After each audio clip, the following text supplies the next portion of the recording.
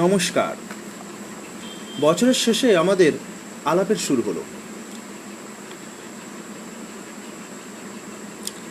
সেই কবে যেন সংবাদ প্রতিদিনের শৈশব অবস্থাতে আমি রবিবারের কলম লিখতাম, যেখানে ঘুলঘুলি নামে। অনেকদিন সে পাঠ তুলে দিয়েছি। আজ আবার ঘুলঘুলিতে চোখ কেন? কেননা ঋতুপর্ণার আবদার কেউ ফেলতে পারে না, সে এমন কায়দা জানে। ঋতু বলল, এটা তোমার নিজস্ব স্পেস, তোমার যখন যা খুশি মনে আসবে, ভালো হোক মন্দ হোক, হালকা হোক সিরিয়াস হোক, এখানে তুমি তাই লিখবে। এটা হবে নটি নবনীতার নোটবুক। আমি তো তৎক্ষণাৎ বলে গেলুম। নিজস্ব স্পেস খুঁজতে খুঁজতে আমাদের এই নারী জীবন কেটে গেল। যা খুশি তাই লেখার সুযোগ কি কেউ ছাড়ে? তবে ওই নামটা চলবে না। নবনীতার নোট বই যে নিয়মিত বেরোয় ইন্টারনেটে, আমি এখন আর তেমন নোটি নই বটে। নোটির চেয়ে মোটি নবনীতা বললেই মানাই বেশি, থাইরয়েড প্রভুর কৃপায়।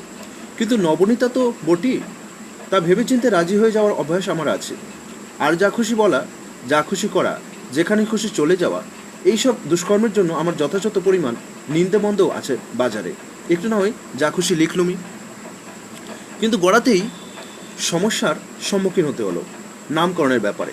কলমের নামকরণের কৃতিত্বে তারাপদর অসীম ক্ষমতাকে আমি হিংসে করি। ওকে একবার জিজ্ঞেস করে দেখব।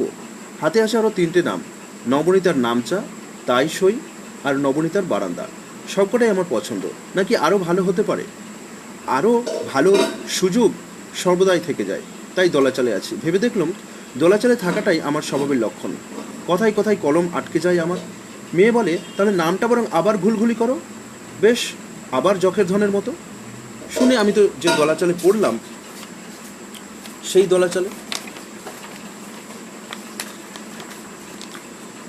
দোলাচালে নবনীতা নামটি কেমন, নীলাচলে মহাপ্রভুর মতো। আমি বরং ঋতুপর্ণের উপর ছেড়ে দিলাম নামকরণের ব্যাপারটা। এই যুগটার ও স্বভাবের লক্ষণ এই দোলাচালে থাকা বড় অস্থির সময়। মনের এখন ভালো থাকার উপায় নেই, এখন সে খারাপ হয়ে যাবেই। মনোদূষণের যা পালা চলছে জগৎ জুড়ে, বাবের সুন্দর শব্দ বানিয়েছে তো, মনোদূষণ। এদিকে আমার চরিত্রে একটা দুর্বলতা আছে, প্রবল দুর্বলতা। আমি পজিটিভ থিঙ্কিংয়ে বিশ্বাস করি।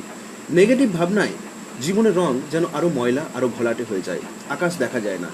তাই জীবনের প্রবলতম বিশ্বাস হননের মুহূর্তেও আমি সেই কবির বাক্য ইষ্টমন্ত্রের মতো স্মরণ করি, মানুষের উপর বিশ্বাস হারানো পাপ, তাতে মাথার উপরে আকাশটা সবসময় উন্মুক্ত থাকে। তাই আমার সামান্য লেখালেখিতে খুব খারাপ লোকের কোনো চরিত্র আমি আঁকতে পারিনি আজ পর্যন্ত। এটা কোনো ভালো কথা নয়, এটা আমার একটা শৈল্পিক অক্ষমতা বলেই আমি বিশ্বাস করি। সেরকম মানুষ আমি দেখেছি, অথচ লেখার বেলায় মন্দটা সর্বদা কেমন যেন আপাত মন্দতে পরিণত হয়। আমার বিশ্বাস করতে ভালো লাগে মন্দটা আপাত, সেটা সুচির নয়। এতে আমার বেঁচে থাকতে সুবিধা হয়। তাতে আমাকে যদি আপনারা সুবিধাবাদী মনে করেন তো করুন। আমাদের সকলেরই তো চেষ্টা বেঁচে থাকার ব্যাপারটাকে স্বচ্ছন্দ করে তুলতে, যে যেমনভাবে পারি। কিন্তু কজনের জীবনে সেটা সম্ভব হয় আমাদের দেশে? সেদিন আমার এক বান্ধবী যারপনায় বিচলিত হয়ে এসে বললেন, মনটা একদম ভালো লাগছে না দিদি। হাওড়া স্টেশনে বসেছিলাম ট্রেনের জন্য, 2টো পুলিশ একজনকে ধরে নিয়ে যাচ্ছে। তাদের কথাবার্তাতে বুঝলাম লোকটা 2জন মেয়েকে পাচার করেছে। এখন পুলিশকে নাকে দড়ি দিয়ে ঘোরাচ্ছে, কোথায় নিয়ে গিয়েছে সেটা বলছে না। একবার বলছে মেয়েগুলো জন্মতে আছে, একবার বলছে বালিয়া গ্রামে, একবার বলছে 10,000-এ 2টোকে বেচেছে, আরেকবার বলছে ও তো বেচেনি, যে লোকটা কেনা বেচা করে ও তার বন্ধু। একবার বলছে মেয়েগুলোকে কোথা থেকে পেলো ও জানে না, আরেকবার বলছে ওই মেয়েদের গ্রামেরই 2জন মহিলা ওদের এনেছিল বেচে দিতে, কিন্তু ও নাকি তাদের চেনে না। বান্ধবীর মন ভীষণ খারাপ। কে জানে পুলিশ ওদের খুঁজে পাবে কিনা। যে ঘুঘু লোক ওটা, 2টো মেয়েকে বিক্রি করে দিয়ে দিব্যি পান চিবোচ্ছে আর পিক ফেলছে আর মিছে কথা বলছে। আমাদের কি কিছুই করার নেই? ট্রেন এলো, চলে গেলাম, ফুরিয়ে গেল। কে জানে কোথায় গেল মেয়ে দুটো। আমার মনে পড়ল জ্যোৎস্না কর্মকারের লেখা সেই সুহাসিনী গল্পটা। ওর পরিচালিত ভবঘুরে মেয়েদের হোম এর নিয়ম, সকালে মেয়েরা একটা সময়ে অফিস আসে, কারো কিছু প্রয়োজন থাকলে সেটা জানাতে। কেউ চায় নারকেল তেল, কেউ দাদের মলম, কেউ গামছা। একদিন সবাই দাবি পেশ করে চলে গেল, কিন্তু একজন বসে আছে, পায়ের বুড়ো আঙুল দিয়ে মাটি খোঁচাচ্ছে। কিরে সুহাসিনী, কি চাই তোর? নাম সুহাসিনী, কিন্তু স্বভাবে বড্ড গোমরা মুখে, সবসময় গোমরা মুখে থাকে। ঠাট্টা করলেও হাসে না মেয়েটা। 15 বছর বয়স। কি চাই? সুহাসিনী মাথা নিচু করে বলে, এক পাটি বাঁধানো দাঁত কিনে দেবে গো আমাকে। সে কি রে, এতটুকু বয়সে তুই এক পাটি দাঁত বাঁধাবি কি করে? পোকা খেয়েছে এতগুলো দাঁত? 15 সুহাসিনীর উত্তর বলেছিল, ওকে যখন মুম্বাইতে পাচার করেছিল, ও ও সেখানে নোংরা কাজ করতে কিছুতেই রাজি হচ্ছিল না বলে নোড়া দিয়ে ঘা মেরে ওর সামনের দাঁত পাটি ভেঙে দিয়েছিল ওরা, তাই ও মুখ খোলে না। প্রতিদিন কত সুহাসিনীর হাসি শেষ হয়ে যাচ্ছে সারা পৃথিবী জুড়ে। এই পাচার হয়ে যাওয়া মেয়ে দুটোকে পুলিশ খুঁজে আনবে হয়তো, কিন্তু তাদের কিভাবে পাবে? নতুনভাবে তারা বেঁচে উঠতে পারবে কি? কেমন করে? আমরা যারা সুস্থ শৈশবের সৌভাগ্য পেয়েছি কিভাবে তাদের সহায় হতে পারি? গত 8 ডিসেম্বর ছিল গার্ল চাইল্ডস ডে, মানবী শিশু দিবস। দিল্লিতে একটি আলোচনা সভাতে গিয়েছিলাম ইন্ডিয়া ইন্টারন্যাশনাল সেন্টারে। সেখানে অনেক রকমের আলোচনা হলো, কী কী ঘটে, কেমনভাবে ঘটে, তাতে কী কী ক্ষতি হয়, কিন্তু কেমন করে তা আটকানো সম্ভব, কেমন করে অবস্থার পরিবর্তন ঘটানো সম্ভব তা নিয়ে খুব বেশি কিছু বলার ছিল না আমাদের কারো। সরকার এবং এনজিওগুলি কী কী চেষ্টা করছে শুনলাম। অপরাধীদের ধরপাকড় এবং মূলত সচেতনতা সৃষ্টির চেষ্টা চালানো হচ্ছে, কিন্তু খুব যে বেশি কিছু পরিবর্তন চট করে করা সম্ভব এমন তো মনে হলো না। যেখানে এত বেশি দারিদ্র্য, এত বেশি অভাব এবং বিশ্বায়নের কল্যাণে এত বেশি লোভ, মেয়েদের মূল্য সেখানে এখনও পণ্যদ্রব্যের সমান হওয়াটা আশ্চর্য নয়। খিদে না ঘোচাতে পারলে কি করে সুহাসিনীরা মুখ খুলে হেসে উঠবে? আমাদের ধ্বংসপ্রাপ্ত মূল্যবোধের পরিবর্তন অর্থনৈতিক পরিবর্তনের আগে আমাদের চিত্রিত জ্ঞান দানের দ্বারা অসম্ভব। বলা বাহুল্য, এই আলোচনার ফলে আরও মন খারাপ নিয়ে ফিরেছি। কিন্তু এরকম অবস্থা তো চিরস্থায়ী হতে পারে না। সময় লাগুক, আমাদের ঢিলে ঢিলে চলবে না। মেয়েদের অবস্থার পরিবর্তন এদেশের আর্থসামাজিক উন্নয়নের উপর নির্ভর করছে। বিচ্ছিন্নভাবে কোনো বদলই সাধ্য নয়। যেদিন সারা দেশের লক্ষ্মীশ্রী ফিরবে, দেশের লক্ষ্মীরাও সেদিন ঘরে ফিরবেন। 24/12/2006। যদুবংশ পালা, 1956-2006। 1. যাত্রা। চোখ বন্ধ করে দেখতে পাচ্ছি ঢাকুরিয়ার 55 তলাতে 8B বাস রেলওয়ে ক্রসিংয়ে দাঁড়িয়ে আছে। অনন্তকালের গেট বন্ধ, অনন্তকাল গেট বন্ধ। লাইন দিয়ে ঝকর ঝকর করে মালগাড়ি যাচ্ছে তো যাচ্ছেই। বাসের ভেতরে একটা ছটফটে মেয়ের বুক ধড়ফড় করছে। দেরি হয়ে গিয়েছে ক্লাসে। এত কম ছাত্রছাত্রী যে না যায় ক্লাস কাটা, না যায় প্রক্সি দেওয়া। বিলম্বিত মুখখানা লুকোনোর উপায় নেই। মাস্টারমশাই বকবেন। মনে মনে নানা রকম অজুহাত খাড়া করছি, যদিও জানি গিয়ে কোনোটাই বলা হবে না। কিন্তু যখন পৌঁছলাম ছুটতে ছুটতে, হাঁপাতে হাঁপাতে, মাস্টারমশাইটি ব্যস্ত হয়ে বলেন, টেক ইট ইজি, একটু জল খাবে? আমি তাও চোখ গোল গোল করে বানিয়ে বলি, 65টা কামরা ছিল স্যার মালগাড়িটার। মাস্টারমশাই হেসে বলেন, কোনো মালগাড়িতে এখনও অতগুলো কামরা থাকে না। যাদবপুরের 50 বছর পূর্ণ হলো। আমাদের সম্পর্কেরও হাফ সেঞ্চুরি হলো তার মানে। আগে আগে 50 এই সংখ্যাটার বেশ একটা ভার ছিল। তার প্রতি ভয় ভয় সমীহ ছিল মনে। কখনো ভাবিনি এত সহজে 50টা বছর পার হয়ে যেতে পারে। কিন্তু গেল তো। হয়তো একে সহজে পার হওয়া বলে না, কিন্তু তবু স্মৃতি তো ছলনাময়ী। দূরকে নিকট আর নিকটকে দূর করে দিতে ওস্তাদ। এইভাবে পিছু ফিরে তাকিয়ে দেখলে সহজকে মাঝে মাঝে কঠোর আর কঠিনকে সহজও মনে হয়। 2. পালারম্ভ। বুদ্ধদেব বসু মাকে বলেন, আমি একটা নতুন বিভাগ খুলেছি। নতুন বিষয় পড়ানো হবে তুলনামূলক বিশ্ব সাহিত্য। নবনেতাকে আমাদের দিন। নতুন বিষয়টি নিয়ে বাবা মাকে ইতিমধ্যেই জানিয়েছিলেন। তখনকার শিক্ষামন্ত্রী হুমায়ুন কবির সম্ভবত সমগ্র এশিয়াতেই এই প্রথম কম্পারেটিভ লিটারেচার এর পাঠ্যক্রম শুরু হলো। বিষয়টিতে বাবা মায়ের যথেষ্ট আগ্রহ ছিল। তারা মহানন্দে মেয়েকে প্রেসিডেন্সি ছেড়ে যাদবপুরে যেতে অনুমতি দিয়ে দিলেন। একদিন সকালে বুদ্ধদেব আমাকে সঙ্গে নিয়ে 8B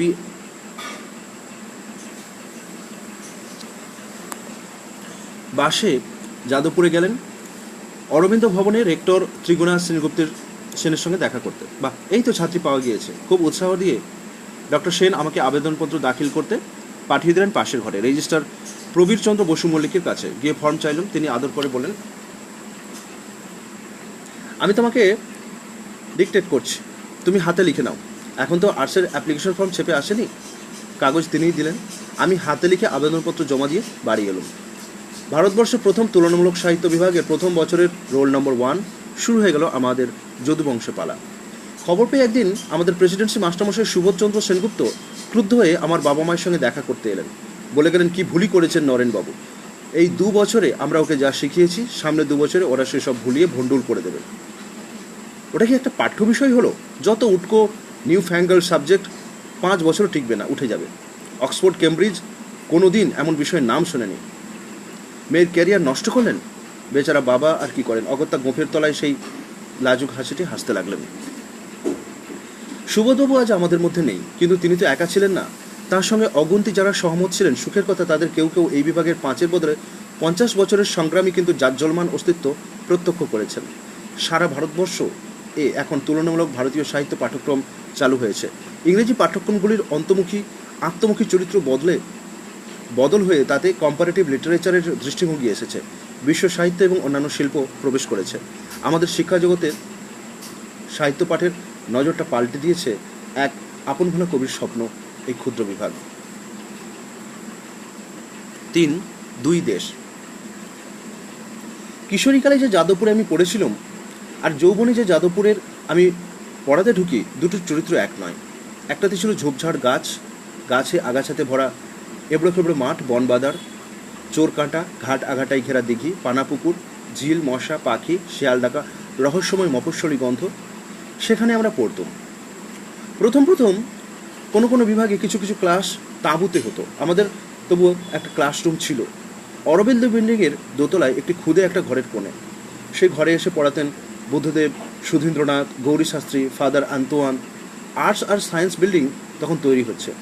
তখন মাঠে শান্ত আড্ডা ছিল না আমাদের, মশাদেরই সাম্রাজ্য। মাস্টার মশাইদের সঙ্গে আমাদের সম্পর্ক ছিল পারিবারিক। আর্টসের লাইব্রেরি তো তখন গড়ে ওঠেনি। মাস্টার মশাইরা তাদের ব্যক্তিগত গ্রন্থগুলি আমাদের ধার দিতেন।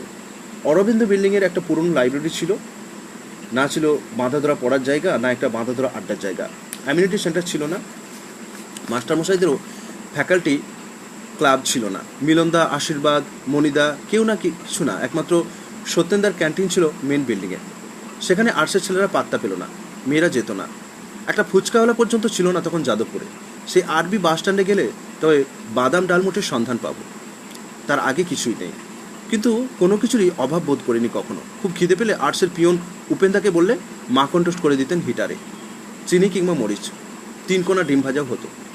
কিছু পরে নতুন ইনডোর স্টেডিয়ামে দোতলায় অল ইন্ডিয়া একটা ছাত্রদের ক্যান্টিন হয়েছিল। নিচের তলায় লোহার বালতির মধ্যে গামছাতে ছেঁকে চা তৈরি হতো। সব দেখে শুনেও সেই চা আমরা সোনামুখ করে খেতাম। এখন অবাক হয়ে ভাবছি কত অল্পে সন্তুষ্ট থাকতাম আমরা তখন। 4. গাড়ি ঘোড়া চড়ে সে। তখন যাদবপুরে যাওয়ার 5 আর 8B ছাড়া সরকারি বাস ছিল না। অন্য প্রাইভেট বাস ছিল কি না মনে নেই, কিন্তু অসুবিধা তো হয়নি কোনো দিন। আর্টস কলেজের গাড়ির পার্কিং স্পেস খালি পড়ে থাকতো। ছাত্র মাস্টার সবাই বাসের যাত্রী। ফাদার আন্তোয়ান আসতেন প্রথমে সাইকেলে, পরে মোটর বাইকে। কয়েকটি গাড়ি অবশ্য আসতো ইংরেজির শিশির চ্যাটার্জির হিন্দুস্তান যেমন। সবার কথা তো মনে নেই, তবে হ্যাঁ, অর্থনীতি বিভাগের অমর্ত্য সেনের ছিল একটি সবুজ রঙের স্ট্যান্ডার্ড গাড়ি। সেটি কলেজে ঢোকার এবং বেরোনোর সময় ছাত্রছাত্রীরা বারান্দাতে ভিড় করে উঁকি দিতুম ধুতি পাঞ্জাবি পরা রোগা ফর্সা 23 বছর বয়সের প্রফেসরটিকে দেখতে।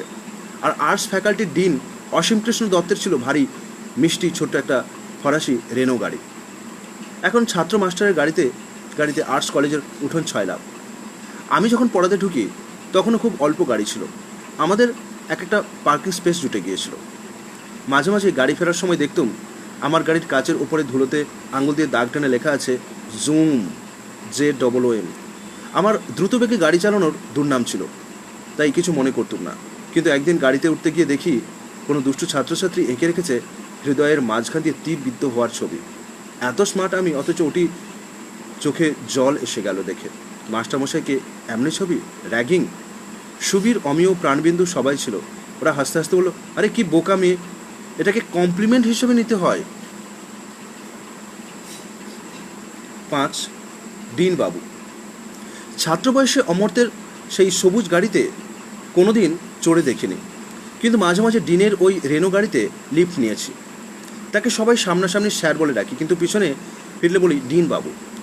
ইউনিভার্সিটির কর্তৃপক্ষের কাছে ছাত্রদের কোনো আর্জি থাকলে রুমি আর আমি সর্বদা সেই আর্জি পেশ করতে প্রেরিত হতুম। একদিন আমাদের তখন কোনো একটা দারুণ উত্তেজনার সময়, আমি কিঞ্চিত কেলো করলাম। আর্জি নিয়ে আমরা গিয়েছি ডিনবাবুর ঘরে। মানুষটি ভালো, কিন্তু বড় একগুঁয়ে।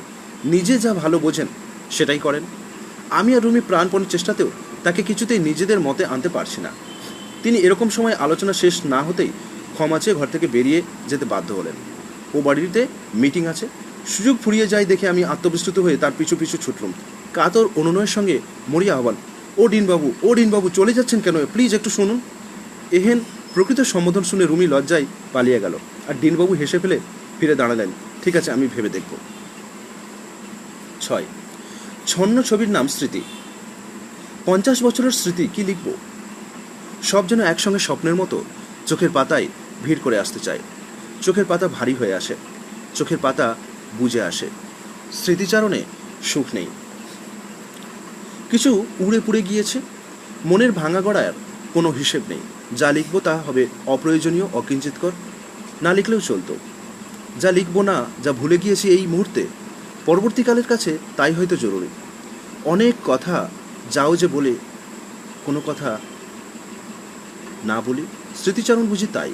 টুকরো টুকরো সময়কে নিয়ে বলা, বল খেলা, সময়কে নিয়ে লোফালোফি। স্মৃতিচারণ তো তাই। কাজটা এত কঠিন তা আগে বুঝিনি। এই তো একটা চলন্ত, বাড়ন্ত, ফুলন্ত, ফলন্ত জীবন।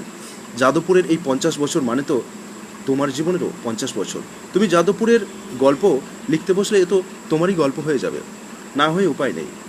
তোমার জীবনের দর্পণেই তো ধরা পড়বে যাদবপুর। এটা হয়ে যাবে তোমার যাদবপুর।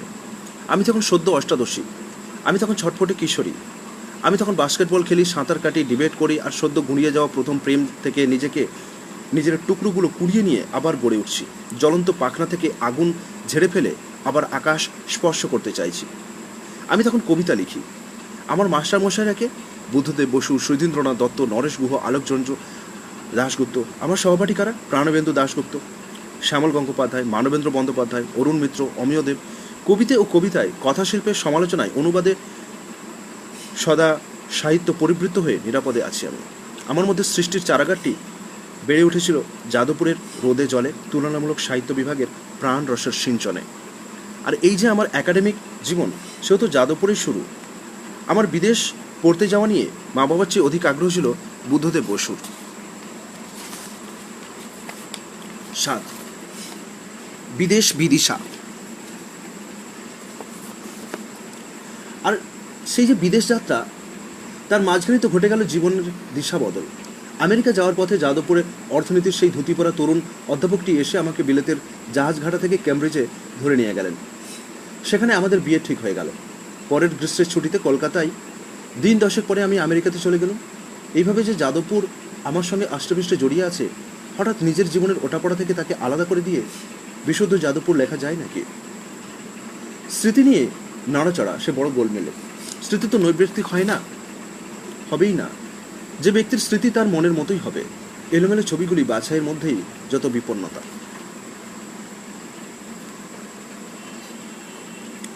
8 টিঙ্কু ঠাকুর। 1 এপ্রিল তারিখে যাদবপুরের ইঞ্জিনিয়ারিং কলেজের ঐতিহ্য অনুযায়ী ছাত্ররা অধ্যাপকদের নামে খুশিমতো মন্তব্য লিখে সর্বসাধারণের জন্য প্রকাশ্য স্থানে সেরে দিতে পারত। এর নাম এপ্রিল লিস্ট বা বেরোনো। সে 1957 সালের 1 এপ্রিল প্রথম বছর আর্টস আর সায়েন্সের মাস্টারমশাইরাও কিঞ্চিত কাঁটা, কার নামে কি লিখে ফেলে দুষ্টু ছেলে মেয়েগুলো। প্রথম বছরে অমর্ত্য সেনের নামে লেখা হয়েছিল টিঙ্কু ঠাকুর। তখন কাবুলিওয়ালা ছবিটি বেরিয়েছে। মিনির ভূমিকাতে ছোট্ট টিঙ্কু ঠাকুর ছিল সবার আহ্লাদি আদুরে বাচ্চা। মাত্র 23 বছর বয়সে বিভাগীয় প্রধান তথা ফুল প্রফেসর হয়ে এসেছিলেন অমর্ত্য। তাকে একটু মিষ্টি করে হ্যাটা দেওয়া হয়েছিল আর কি। আর আমি যখন মাস্টারমশাই আমাকেও হ্যাটা করেছিল বই কি আমার ছাত্ররা, ওরা আমাকে অফিসের বাইরে লিখেছিল, মাঝে মাঝে তব দেখা পাই, চিরদিন কেন পাই না।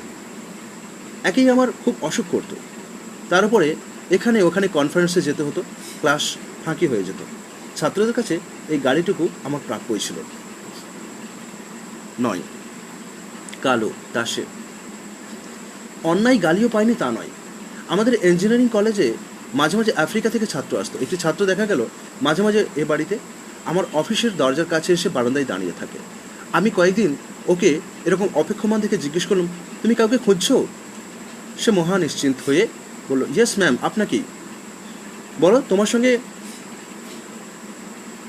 সঙ্গে কি দরকার? তোমার জন্য কি করতে পারি? সে বলল, আমার নাম অমুক, আমি অমুক দেশের ছাত্র, এখানে মেকানিক্যাল 2য় বর্ষ পড়ছি। আপনি অনুগ্রহ করে আমার সঙ্গে একদিন ডেট করতে চলুন। আমার খুব ইচ্ছে আমরা একসঙ্গে ডিনার খাবো। আমার তো প্রায় তার বর প্রার্থনা শুনে মাথায় হাত। আমি বললাম, তা একসঙ্গে ডিনার খাবে, এ আর কি বড় ব্যাপার, চলো তুমি আজই আমার সঙ্গে আমার বাড়িতে, আমার মেয়েরা আছে, মা আছেন, সকলে একসঙ্গে ডিনার খাবে। ছেলেটির মুখ কঠিন হলো। তার মানে তুমি আমার সঙ্গে পাবলিক প্লেসে দৃশ্যমান হতে চাও না, আমি কালো বলে। তো আচ্ছা ঝামেলা, আরে তুমি যত কালো আমিও প্রায় ততটাই, রঙের প্রশ্ন ওঠে কেন? এখানে সাদা কই? তুমি ভুল বুঝছো। সে বলল, ভুল বুঝিনি। তুমি আমাকে তোমার বাড়িতে নিয়ে গিয়ে বাইরের ঘরে বসিয়ে রাখবে, রান্নাঘরে ঢুকতে দেবে না। আমার বন্ধুদের বাড়িতে তাই করে। কালোদের সঙ্গে তোমরা আসলে মেশো না। বলতে বলতে সে রেগে উঠলো। তার মানে তুমিও আমার সঙ্গে সমানে সমানে মিশছো না? আমি বলি, ঠিক, সমানে সমানে মিশছি না, কেননা তুমি ছাত্র, আমি মাস্টারমশাই। আমরা বন্ধু হতে পারি, মজা করতে পারি, কিন্তু ডেটিংয়ে রুচি আমার নেই। সে ছেলে ধুন ধরে রইল। আমি সাদা চামড়া হলে তুমি ঠিক ডেট করতে। এবার আমি রেগে গেলাম, দূর চাই, এ তো বড় জ্বালা, এক চক্ষু বালক।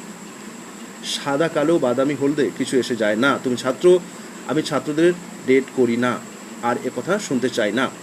পরে শুনেছি বর্ণবিদ্বেষী বলে সে আমার নিন্দে করেছিল। 10 পুনর্দর্শনায় চ।